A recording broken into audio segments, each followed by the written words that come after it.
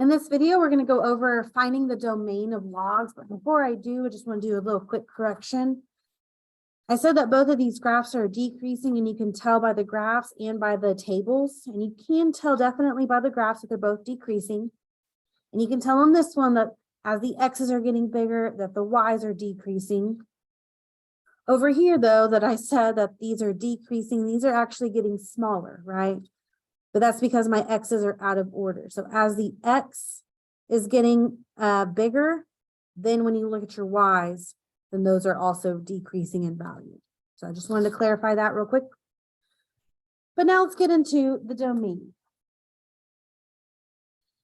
So as we have stated, let me bring this back up again. With exponentials, you don't need to worry about the domain because the domain is all real numbers. But the domain over here for logs do have restrictions. It can't be every x. So when we are finding the domain, we need to pay attention to make sure that that domain is always going to have basically positive integers.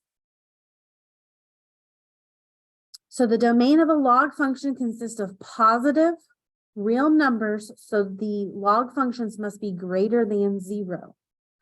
So when you are finding the domain, you want to pay attention to what that log is talking about. And so in this one, even though that's the natural log, it doesn't matter. Any log, you need to take what you have and make sure that it is greater than 0.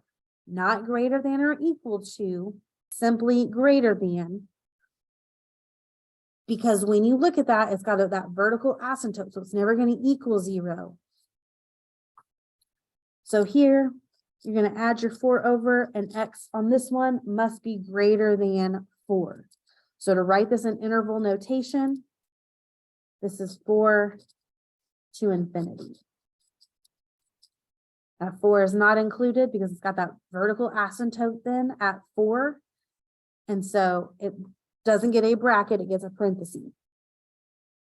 Same thing here, this is a common log, but any log, even if it's log base 5, any log, this needs to be positive.